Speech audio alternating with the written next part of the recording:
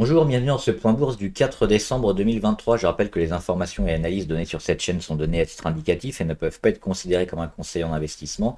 L'investissement boursier est risqué, vous êtes responsable de tous les investissements que vous faites. Alors le pétrole, important, hein, toujours avec les réductions notamment de l'OPEP, les pays de l'OPEP qui ont procédé à une légère baisse de la production de barils. Alors elle n'a pas été énorme, hein, parce que évidemment une baisse de production, même si mécaniquement ça fait augmenter le cours, ça fait aussi baisser les revenus pour les pays vendeurs de pétrole.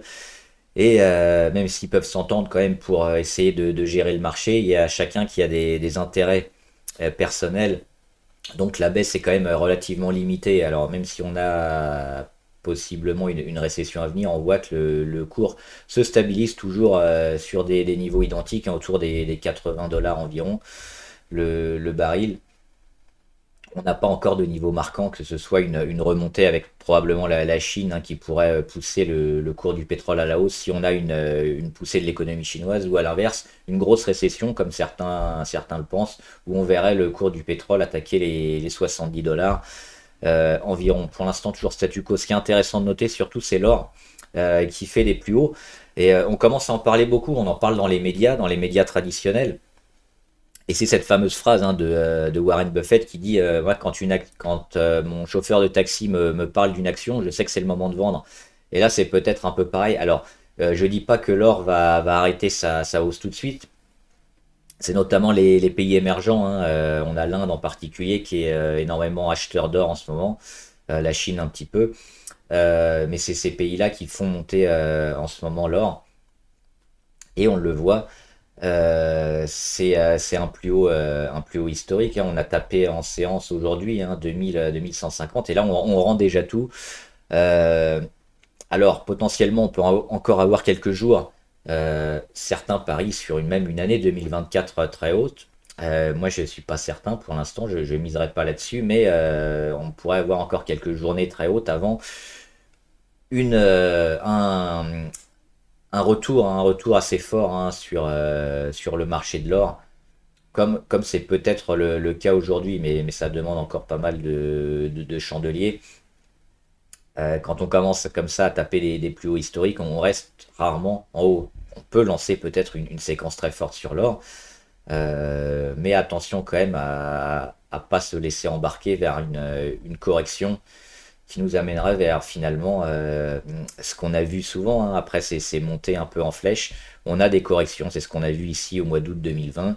Au mois de mars 2022, on en a eu une un peu plus récente, un peu moins forte au mois d'avril 2023. Là, on a quand même une grande poussée très importante, hein. On part d'ici sur les 1800, on est déjà sur les 2150 en quelques semaines.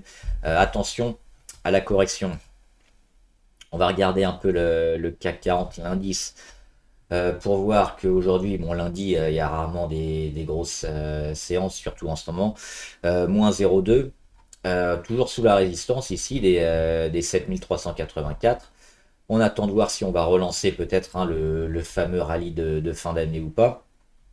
Ça commencera certainement demain avec toujours les chiffres économiques qui vont être importants pour les chiffres macroéconomiques et les entreprises, hein. Le lundi, c'est toujours plutôt un peu calme. Donc rien d'intéressant sur le CAC, même si on est toujours plutôt haussier, hein. Si on dézoome, on est sorti de notre canal baissier ici mi-novembre.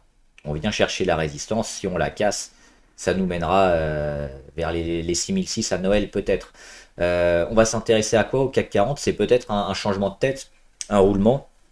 Parce qu'il y a on le sait, hein, chaque trimestre, normalement, il y a une sorte de conseil, hein, qui se réunit pour gérer les entrées et les sorties du CAC 40. Et là, en décembre, on pourrait avoir une ou deux entreprises, hein, qui peuvent rentrer ou sortir. Alors, on parle notamment de Alstom et Worldline. Donc, on va les regarder. Pourquoi Alstom? Bah, on le voit, hein, cette chute, elle est catastrophique. Quand on commence comme ça à perdre au niveau de capitalisation et en, en échange journalier, on est rétrogradé et c'est une autre valeur qui vient prendre la place. Donc Alstom, on le voit, est énormément dégradé, hein. On était sur les 28, on cote à peine sur les 11 en un an, en à peine un an de temps. Et c'était encore pire, hein, si on revient 2 ans en arrière, on était quasiment sur les 50 euros. Donc Alstom continue de baisser, on l'a vu dernièrement. Pour jouer le rebond, on l'avait vu hein, sur les 14-14 notamment, ça a fait résistance et depuis ça continue de baisser. Il n'y a pas véritablement de force acheteuse pour le moment sur Alstom. Elle pourrait se faire sortir du CAC 40, donc on aura la réponse notamment, alors je crois que c'est le 7 ou le 9. C'est en fin de semaine ou la semaine prochaine, hein, j'en reparlerai un peu après. Donc ça arrive bientôt et donc Alstom pourrait se faire sortir du CAC. Il y a une autre entreprise aussi qui pourrait se faire sortir, c'est Worldline. On l'a vu hein, depuis des années, Worldline a été pareil, on était sur les 84, on est sur les 15 actuellement. Donc en 2 ans, c'est la même chose, une chute catastrophique. Et dernièrement, pareil, ce gros gap baissier comme sur Alstom. Par contre, sur Worldline, le rebond a été un peu plus fort, hein. On est allé chercher les 12-12, on accumule et puis on continue de remonter. Donc je pense que Worldline a peut-être plus de chances de s'en sortir et de rester au CAC 40. Maintenant, qui est-ce qui pourrait rentrer? Alors, on a plusieurs candidats. On a notamment Sodexo. Sodexo, hein, on le voit depuis le printemps 2022 en hausse, hein, en son canal haussier et qui pourrait donc intégrer le CAC 40. Alors Sodexo, hein, avec la restauration notamment, est-ce que ça suffira pour rentrer au CAC? Il y aura pas seulement la capitalisation et le nombre d'échanges, hein, c'est aussi un- des discussions autour de l'intérêt aussi de la marque, de la valeur de ce qu'elle peut produire actuellement et dans le futur. Donc on évite aussi de faire des changements trop fréquents quand on tape le 40 et plus ou les 40 et moins.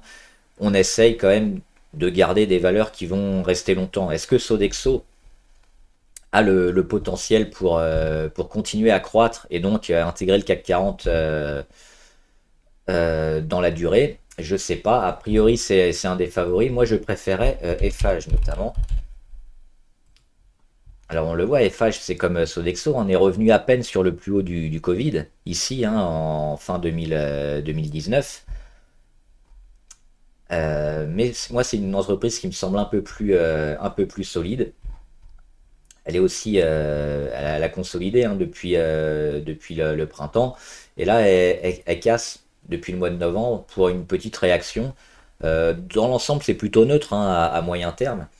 Mais c'est une entreprise assez solide. On en avait parlé des phages récemment avec la rentrée, je crois, au capital de. J'ai oublié. Je remettrai en commentaire hein, parce qu'elle était rentrée au capital d'une valeur qu'on suivait notamment. Ça devait être ici au mois d'octobre. Donc c'est la deuxième valeur qui pourrait aussi intégrer le CAC 40 cette semaine ou la semaine prochaine. Donc c'est intéressant éventuellement, pourquoi pas, de se placer sur ces sorties-là. Et puis on va finir avec le Bitcoin. Le Bitcoin qui marque un nouveau plus haut, on le voit, hein, il est à plus de 40 000, il est à 41 000 avec une pointe à 42 000 aujourd'hui. On l'a dit ici, hein, depuis le mois de septembre, nous on est acheteurs sur le Bitcoin, c'est une valeur très forte. Elle avait cassé ici son canal baissier hein, de consolidation, petite phase d'accumulation, et puis derrière c'était parti. Et pourquoi on était encore plus fort et encore acheteur hein, ces derniers jours? C'est parce que la consolidation qui s'est fait ici hein, depuis le début novembre ne s'est même pas fait à plat, ne s'est pas fait en descente, mais elle s'est fait avec un cours qui continue de monter. Donc ça, c'est extrêmement positif. Quand on a des consolidations qu'on voit ici sur la MACD, inversion de tendance, et puis la MACD qui baisse, on a généralement le cours qui fait la même chose, sauf que là, le cours il continue de monter, donc ça dénote quand même une certaine force acheteuse énorme sur le Bitcoin. On attend le TF spot qui soit validé, hein, notamment par la SEC. Est-ce qu'on vendra la nouvelle ou pas? On ne sait pas, mais jusque-là, on va certainement monter très haut, très fort. Et puis peut-être que la nouvelle sera achetée aussi hein, sur le Bitcoin. Ça va intéresser beaucoup de monde. Ça va aussi apporter beaucoup de flux sur les ETF et sur les produits sous-jacents qui seront en relation avec le Bitcoin. Donc probablement encore beaucoup d'échanges. Et moi, c'est une valeur auquel je crois beaucoup en cette fin d'année et ce début d'année 2024. Hein, le Bitcoin devrait, on a parlé, taper les 50 000. C'est notre premier objectif, voire plus. Attention quand même aux premiers échanges, hein, si la nouvelle arrive.